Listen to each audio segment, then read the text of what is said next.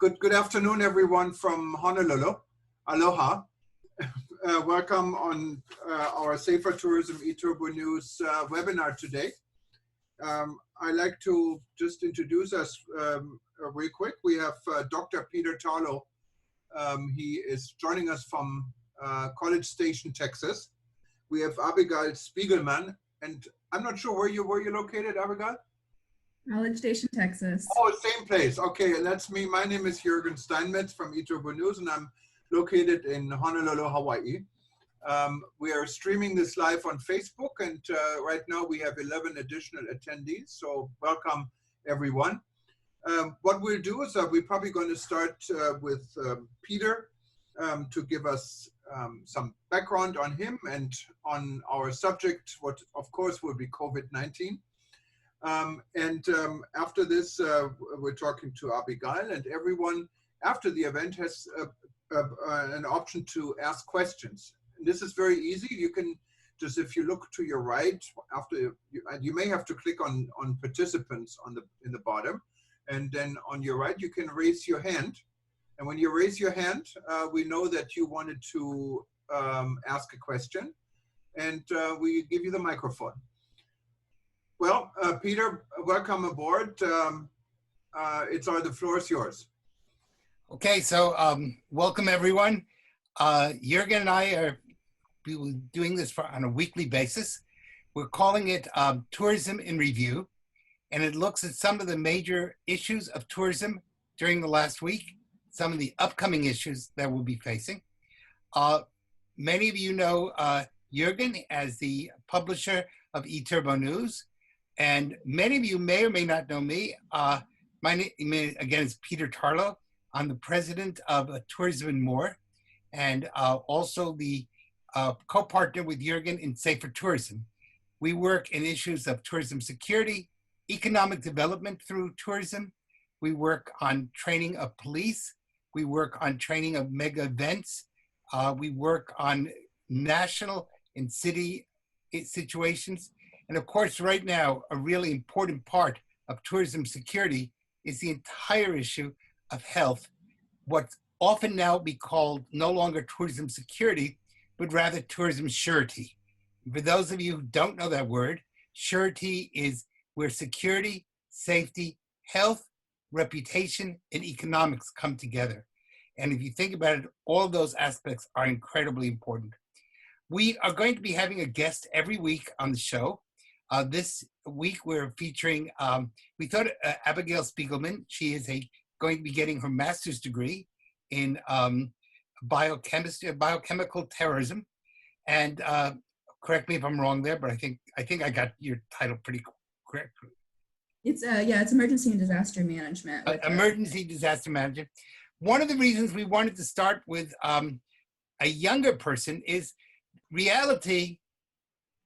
Tourism is not just about the older generation, it's also about the younger generation. And so we invite, if you're interested in being on the show, let us know, and we'll try to fit you in whenever possible.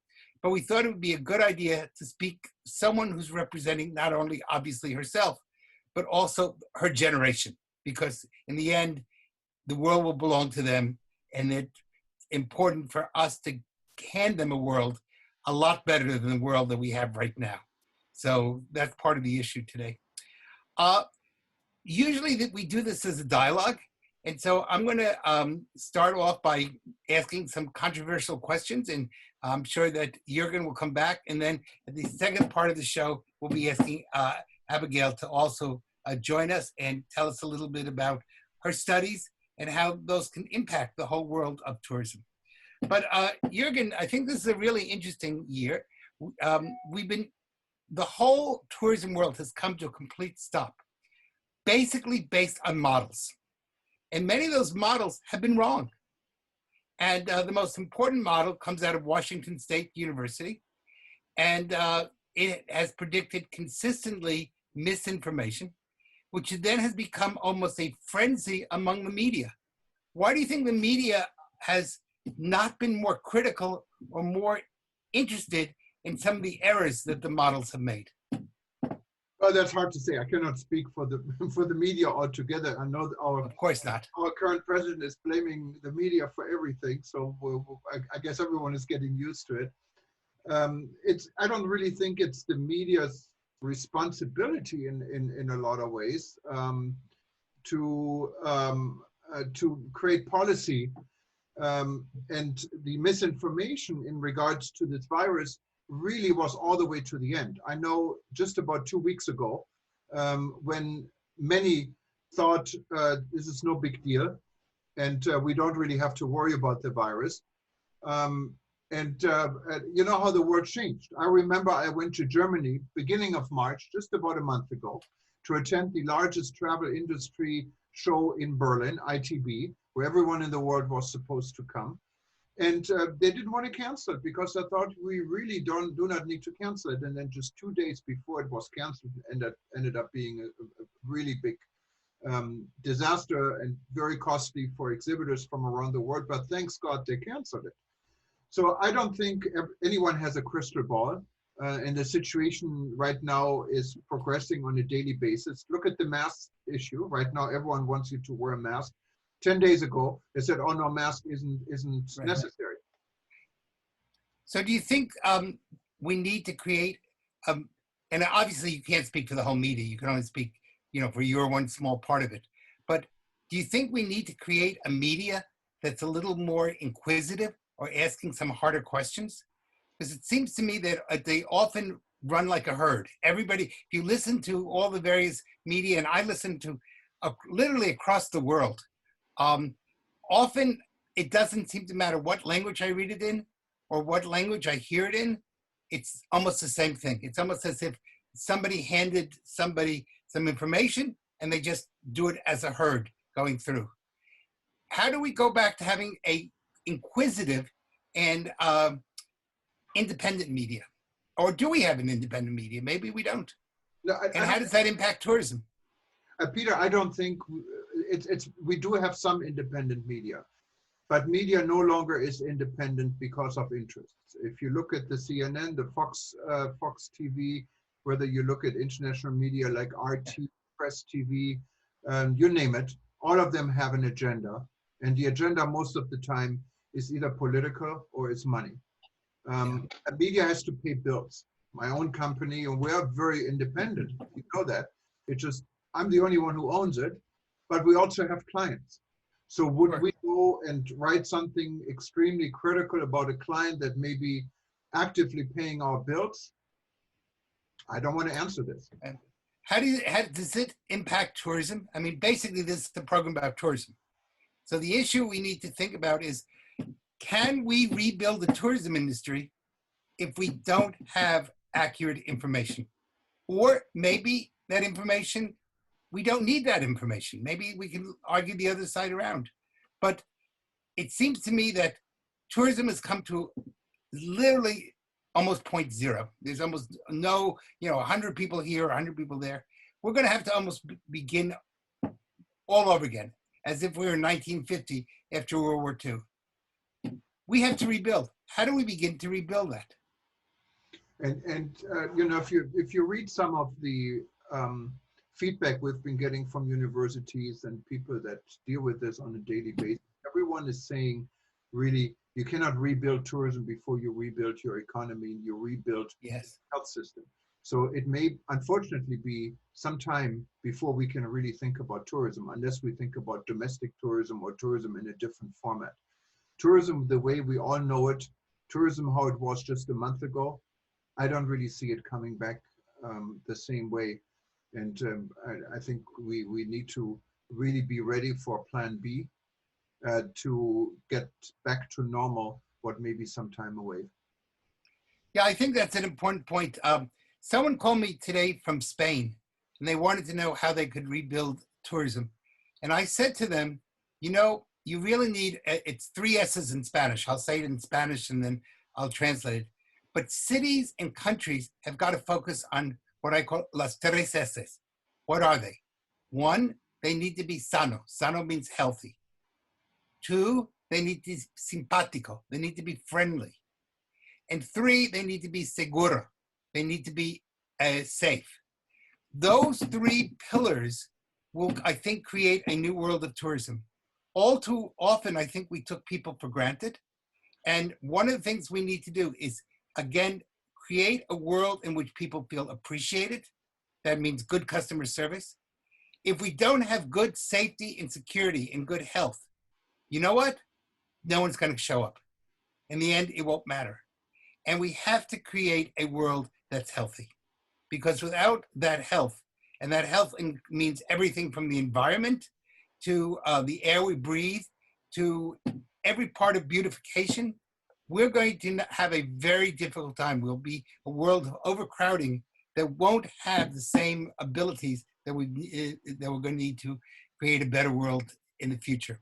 So I think, I pointed out to these friends of mine who called me today from Barcelona, without a sense of health, a sense of simpatia, a sense of feeling, making people feel good about themselves, and a sense of creating a secure environment, we won't be able to rebuild that new tourism.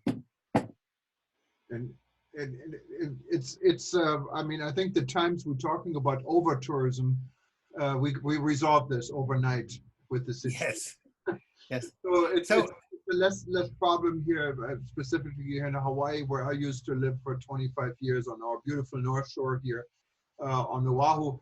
The biggest problem was over tourism.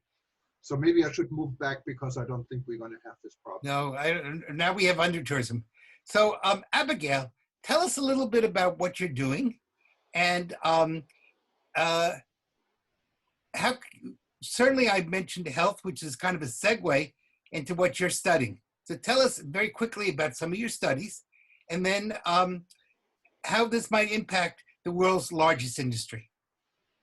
So what I'm studying is the anti-vaccination movement and its global impacts. And one of those things is definitely tourism, the economy, and everything that goes along with that. So, anti-vaccination has the reasons behind it is they're different all around the world, depends on what country you're in, but no matter the reason, it can impact the economy and tourism. And so that's what I'm researching. So you're researching vaccinations, or are you researching anti-vaccinations? The anti-vaccination movement. So the culture behind, I don't trust big pharma, or I don't, it's against my religious beliefs, I'm not going to vaccinate myself or my family. And then you see a decrease in herd immunity, and then the long-term impact of that loss of herd immunity over time.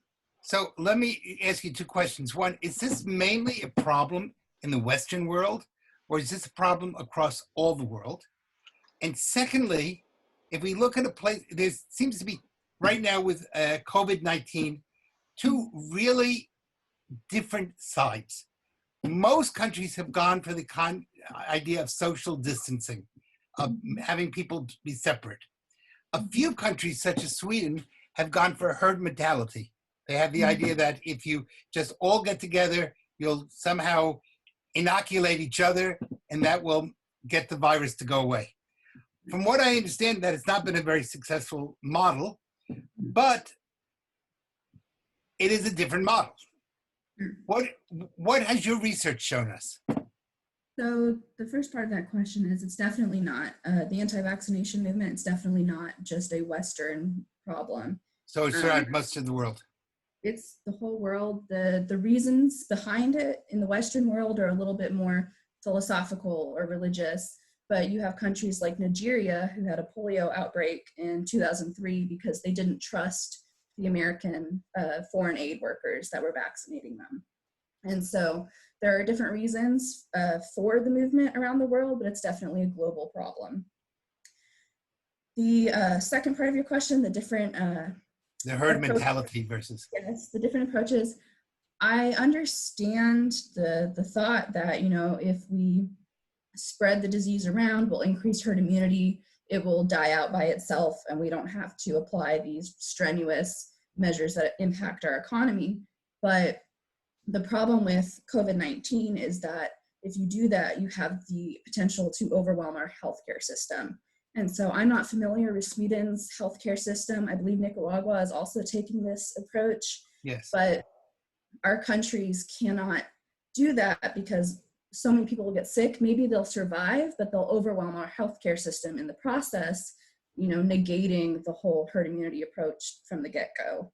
So those are the two different approaches, but personally, I believe the shelter in place is better because not only are you protecting our healthcare workers, but you're also keeping the system, that whole flattening the curve thing. We're trying not to overwhelm the healthcare system. Great. Well, that's wonderful information. So, Jürgen, what other major issues do you see taking place in tourism last week or coming up this week? Well, it's COVID-19. Every day, I don't think we have been that busy with one subject ever since our publication started 20 years ago. And we're kind of now looking at more positive news because people are getting depressed. We're all getting depressed. Yes. And every news item that's been published is negative, except for heroic activities like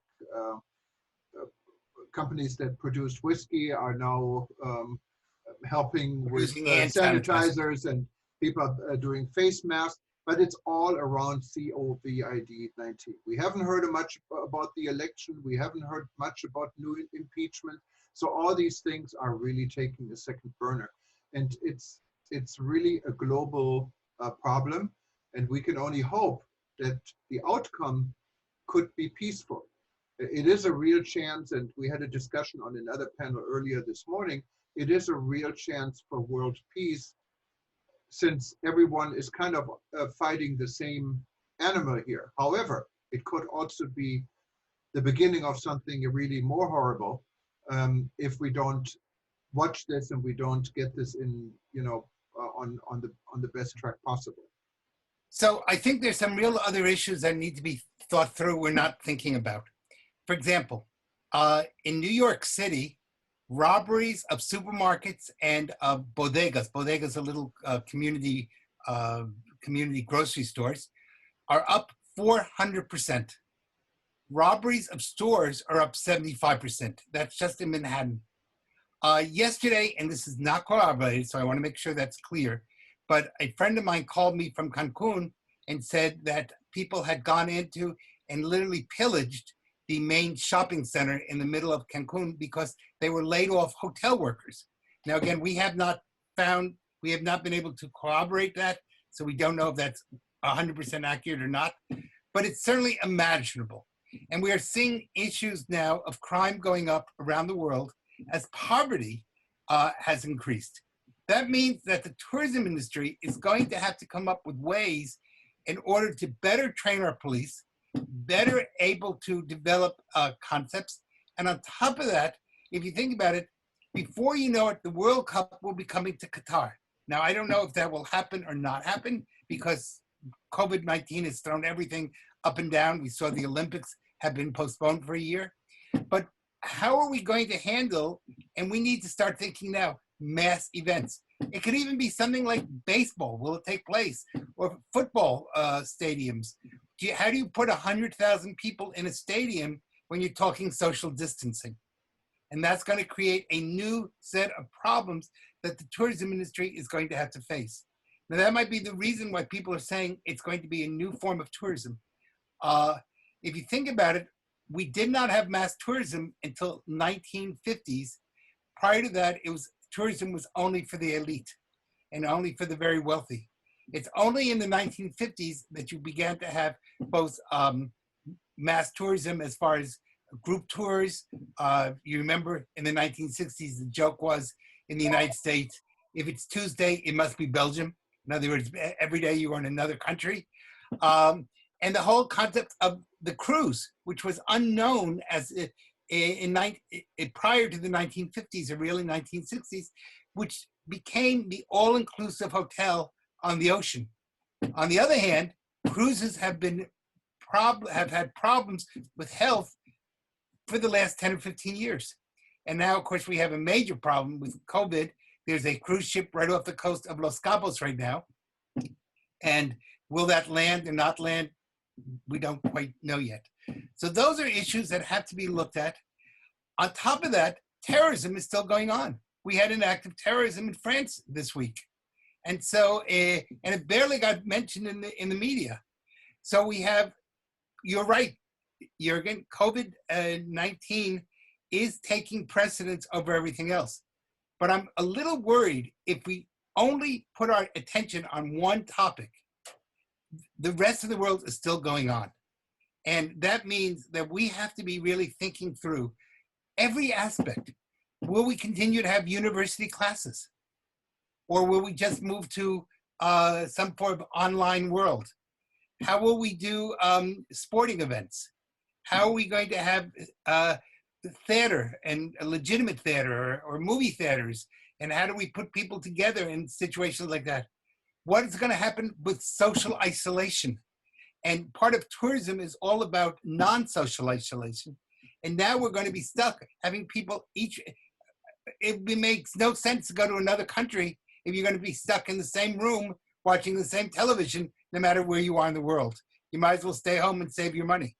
So we're going to have to come up with a lot of new creative ideas. And maybe this is a time where people in the audience want to make some comments. This is a great time as a segue to allow them to ask questions. Yeah, so I don't know if anybody has a question or not.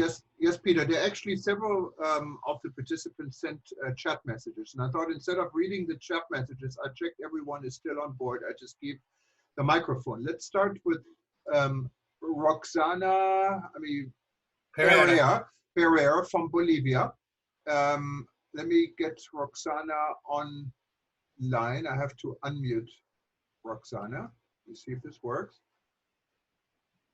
Muy buenas noches, Roxana. ¿Cómo está? Okay. Hola, buenas noches. ¿Me escucha? Perfecto. Yo conozco perfectamente bien todo Bolivia. Oh, qué lindo, en serio. Sí, en serio, desde Santa Cruz hasta la capital La Paz. Oh, qué maravilla. Entonces sabes cómo es nuestra situación ahora en Bolivia. Exactamente. Lo que yo quería preguntar. Do you want to speak in English so everyone will understand, or speak in Spanish and I'll translate? My English is not very good, but I can try to speak in English, Okay. and if I can't, I can speak in Spanish. If can't, speak in Spanish and I will translate for you. It will be great for me, please. So what is your question? Okay. Mi pregunta es, como aquí en Bolivia estamos empezando recién con el turismo y hemos tenido muchos problemas, tú sabes que hemos cambiado de presidente, estamos cambiando políticas, estamos con muchos problemas. She points out that Bolivia is just starting its tourism. They've had a lot of problems, and as we all know, they've just had a change of government. That's a nice way of saying it. Entonces, nosotros, ¿cómo podemos enfrentar este problema que se nos vino con el COVID-19, ya que todo está parado en todo Bolivia, no tenemos vuelos, no tenemos absolutamente nada? No sé si ustedes pueden darnos una So her ayuda question en is, eso. how does Bolivia start from zero when they were really never much above zero? There are no planes. Everything is closed in Bolivia. That's I'm going to answer first in English, and then Roxana, if you don't understand me, I'll say it again in Spanish. But you have a big advantage. Most places have to worry about how they will maintain what they had. You never had it. So therefore, you can start right from the very beginning. Now, Bolivia needs to come up with some systems. One, it's got to work on its customer service. Two, Bolivia has always had a problem with lack of security. Three, Bolivia needs to, where do you live? Do you live in Santa Cruz or in La Paz or Cochabamba or where? In Sucre. Sucre, okay. She lives in one of the most beautiful city in Bolivia. I love Sucre. Yes. Absolutely. But no one knows about it. That means that first, remember when I was speaking, I said, las tres S's, the three S's. Mm-hmm. Una ciudad sana, simpática, y una ciudad segura. A healthy city, a friendly city, and a secure city. The best city in Bolivia is Sucre. Now we need to take that model and expand it to the country. Once it gets expanded, and with your new government, I think once planes start going again, it will be easy to rebuild an industry from the bottom up. So I think you have some good advantages, but you're going to have to make sure that the fundamentals of good tourism are there before you invite people to come. And that means investment. Oh, thank you very much. Yes, I understand what you are telling me. We have a lot of work to do because many people don't know how to start and how to work. And well, I guess we need to meet each other and make something when this. I still have my visa to Bolivia. Maybe I'll come down and help you. Oh, will be great. We will thank you All a right. lot. All right, take care. And if you have not been to Sucre, Bolivia, it is the best city in Bolivia. Yes. It's terrific.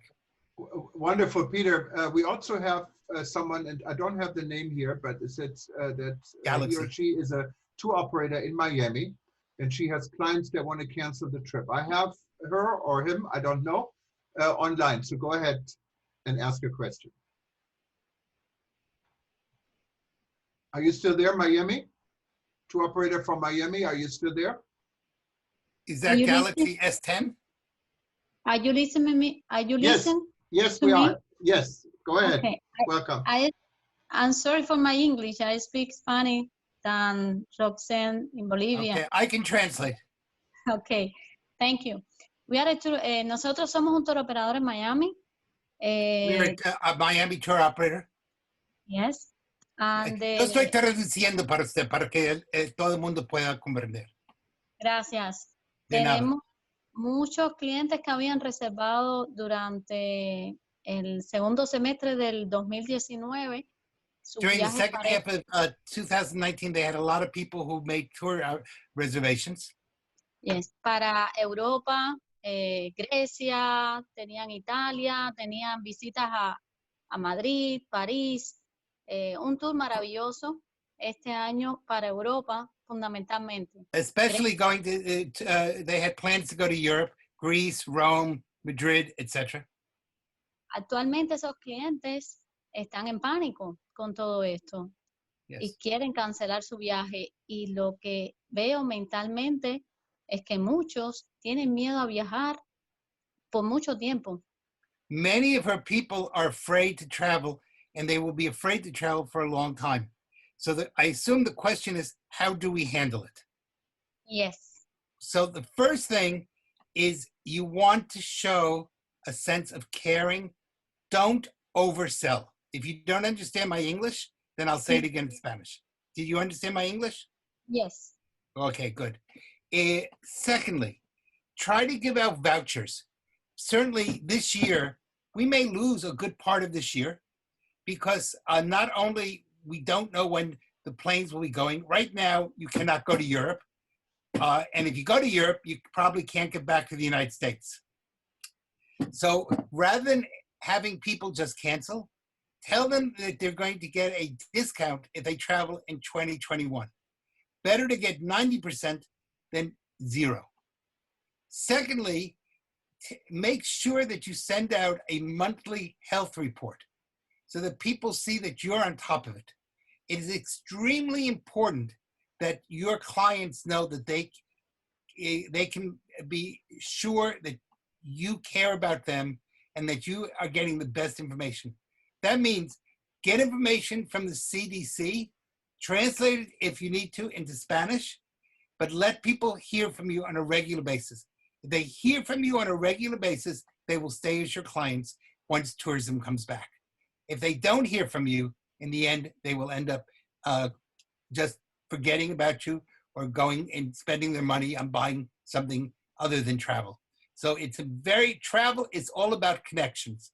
The more you're connected to people, the better it is. Thank you. My pleasure. Peter, I'm trying to give the microphone and I cannot unmute her to Alana Miranda. And I'm not sure if this is the same Alana Miranda I know for many years who works for one of the hotels here in Waikiki. But Alana, if you can, oh, she can hear me now. Is this Alana here from Hawaii or where are you from, Alana? Aloha, yes. Aloha, okay, I know Aloha. Aloha. We're friends, okay. You get the microphone, Alana, go ahead. Thank you. You know, Hawaii, over the last 10 years is what I've been working on and promoting. And unfortunately, you know, the majority of the business there is leisure rather than business because any business would be more military or Department of Defense government related, rather than a whole lot of corporate business. And because we rely on leisure and tour operators and travel agents and OTAs and all the support direct from the consumers to drive business to our destination, I'm wondering, how do we generate numbers when the economy, which I think is just simply going to tank and maybe go into a recession, or, you know, aside from doing business as we know it, because all the infrastructure is there in Hawaii, Yes. how can we just simply go back to business? I just don't see a recovery by the end of this year. Yeah, I think you're right. And that means we're going to have to start thinking out of the box. We're probably going to have a new normal. And if we call Hawaii, and you, and of course you're going to know much better than I do, but I've been to Hawaii many times. I've spoken at your governor's conference at least 3 or 4 times. And I think what you're going to have to do is create Hawaii 2.0. In other words, if Hawaii 1.0 was a huge success, you don't want Hawaii 1.2, you want Hawaii 2.0. You need to reinvent yourselves in a way that people hadn't thought of it, and market yourselves as the all-new Hawaii. You've been here before, now have an experience you've never had prior. And that means taking this time to do a lot of thinking on how Hawaii can create a new product that's the same but different from what you've had.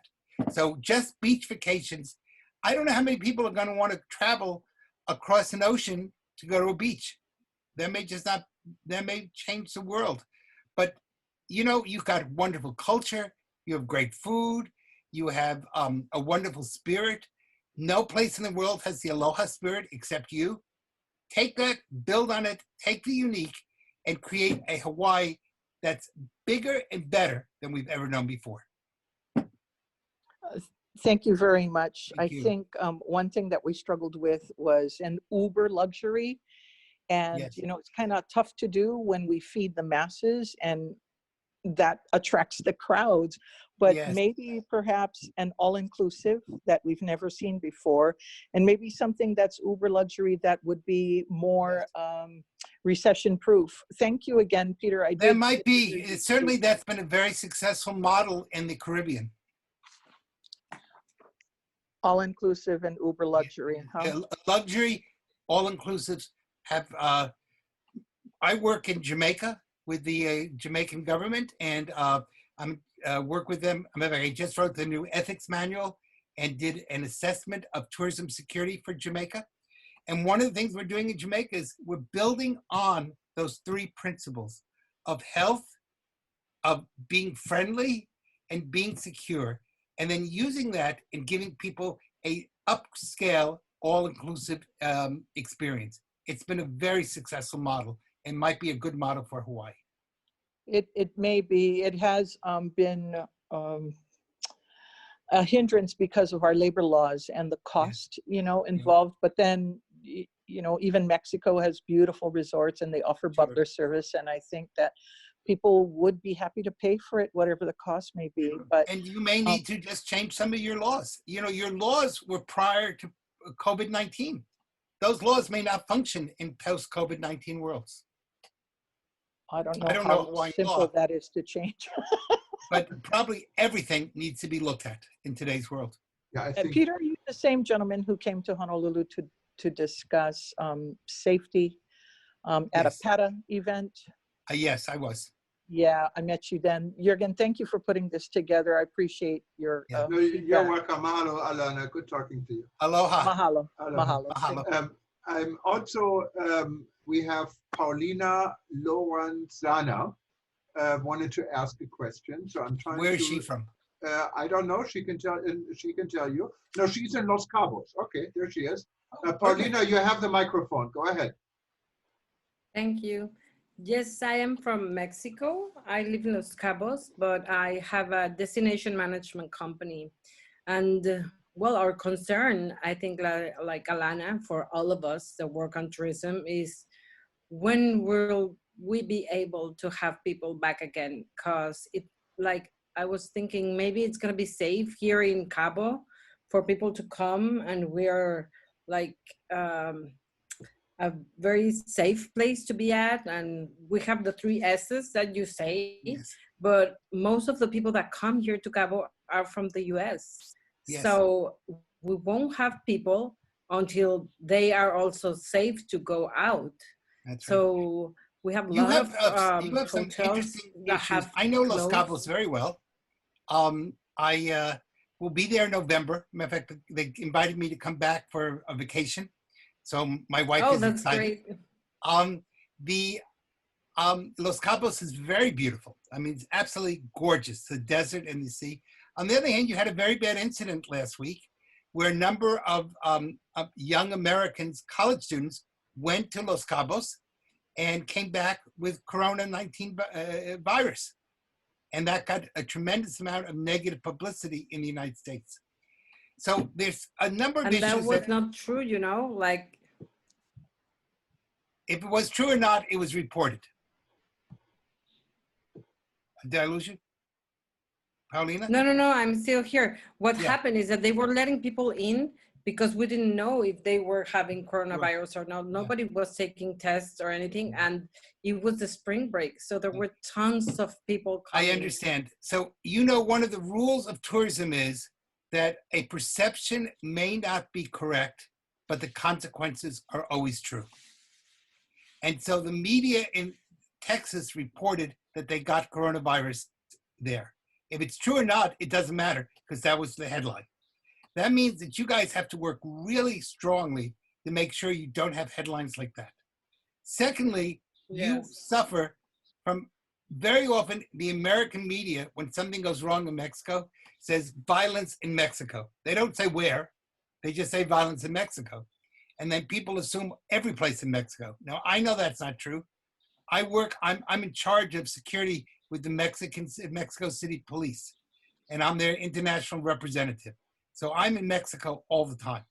And I certainly wouldn't go if I didn't think it was safe. I think it's a wonderful country. I love Mexico.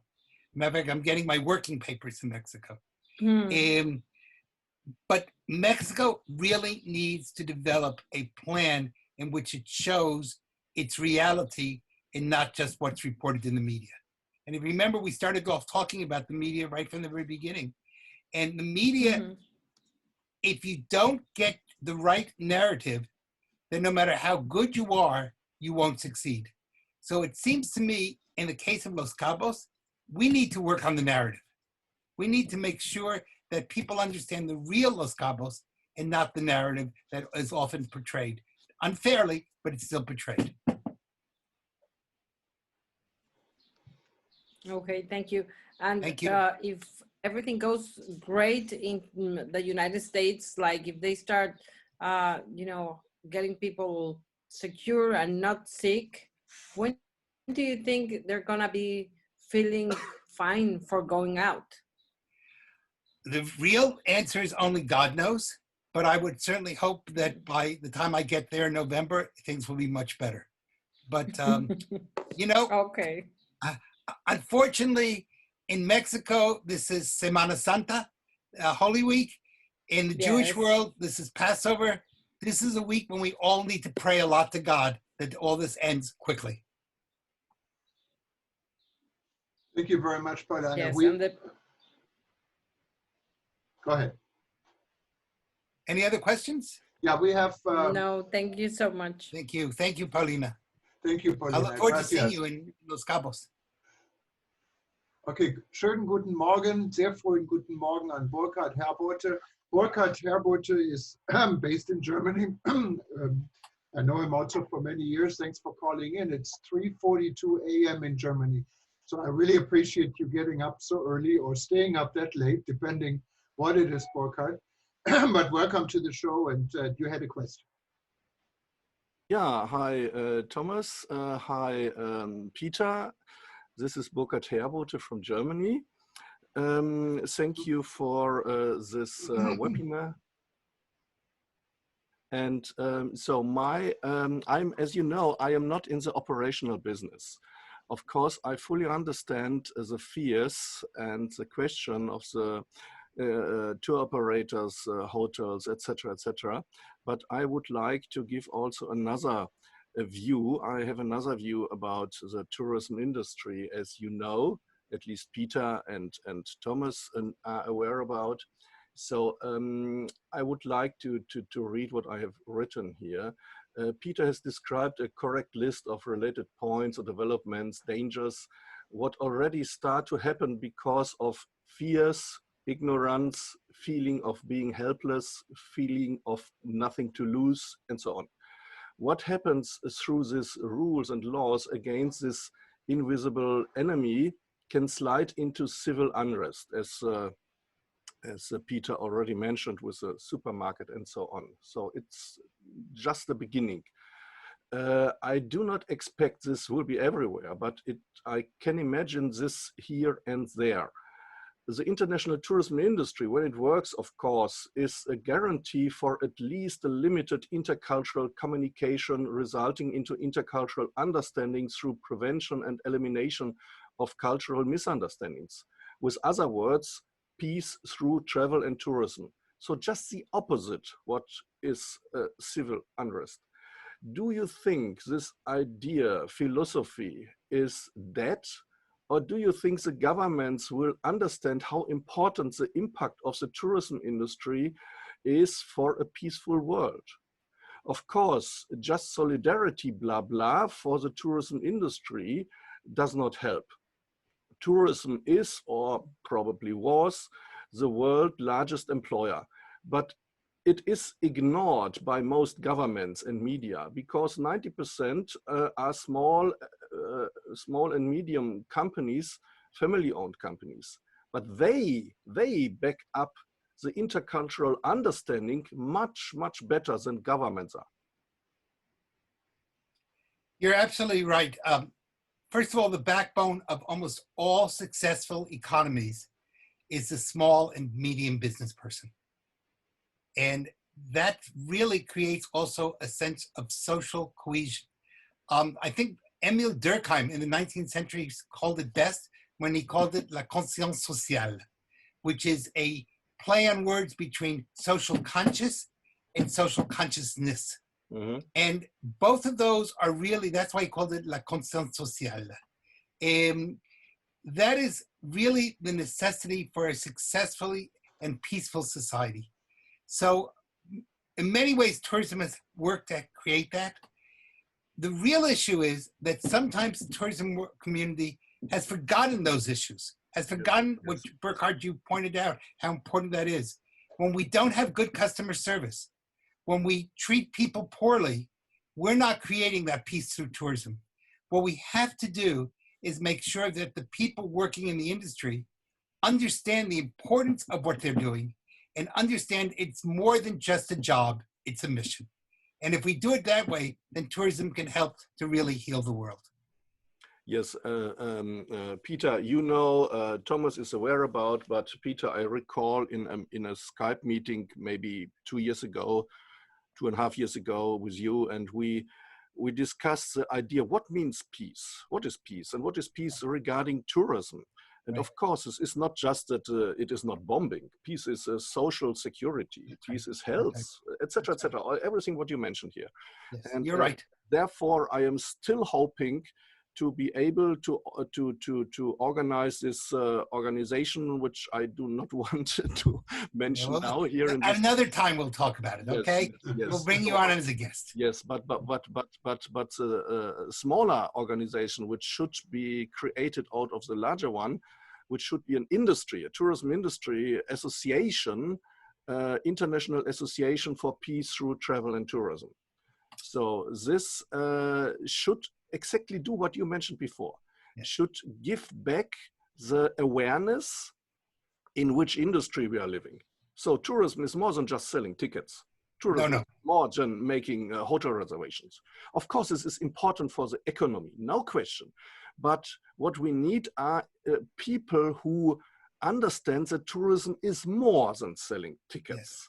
Yes. And this is something what you cannot order to do.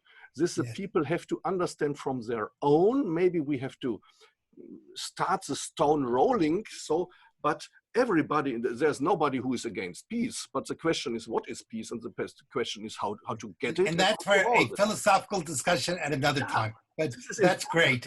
Are there any other questions? Yeah, and anyone who has it can raise your hand. Well, I think, you know, we said it would only be a 15-minute program. It's now a 47-minute program. We're going to be ending in a second. We'll be on not Tuesday, but a week from Wednesday. So I think that is what date is that? A week from Wednesday? It's for the 15th. The 15th. So we'll be back on the 15th. Please tell your friends. First of all, we want to thank Abby. Abigail, you were great. And I hope you enjoyed this experience. If anybody wants to give her a great job in tourism, let her know. She can tell you more about things than you ever wanted to know. So she's a smart and young and brilliant young lady. We'll be on next Wednesday. And if anyone would like to have a little bit of time, we'll make sure that we get a guest of the week. Just let us know. We do have already 2 or 3 people who have signed up for the coming weeks, but we will put you on the list. So I think it's really, you know, again, this is the week. It's Easter, it's Passover. I want to wish everyone a happy Easter, a happy Passover. Let it be a week that brings God's blessings to all of us, because we need all the help that we can get. Thank you. I can definitely second this, Peter. And also everyone, again, thank you very much. You'll find more information about Peter's work. And we're very proud to have him part of our travel news group. And you'll find his information at safertourism.com. Just take a look, safertourism.com. It also has all our contact information. And we're all part of the eTurbo News group. So feel free, not only feel free, read us every day. For those that don't know, we also have a rush edition, what comes out whenever there's breaking news, and there's a lot right now. You can simply click on subscribe when you go to eturbonews.com and add this to your profile. Finally, I wanted to mention just real quick, we also are part of a new social media network, what is directly designed for travel and tourism. It's called buzz.travel. You can sign up. It'll cost some money maybe by next year, but right now it's all free. And we have a really good group of people already signed up, more than 2,000. You find the profiles and they will see your profile once you sign up. Just go to buzz.travel. And Jürgen, as long as we're saying that, some of our people were from Spanish-speaking countries, and we send out a monthly newsletter in Spanish. So if you contact me, it's absolutely free. It's tourism tidbits in Spanish. There's also a Portuguese edition. Just write to us, let us know, and we'll put you on the monthly newsletter, either in Spanish, Portuguese, or English if you want. There's an English edition also. Yeah, we can definitely do that. And we have everyone who is attending here. We have your emails already. And I hope we'll see you again. Aloha from Hawaii, and muchas gracias. Thank you, Abigail. Thank you, and auf Wiedersehen. Thank you, Abigail. Bye-bye. Have a wonderful week. This is a good week we need all the help that God can give us. Bye-bye. I couldn't agree more. Bye-bye.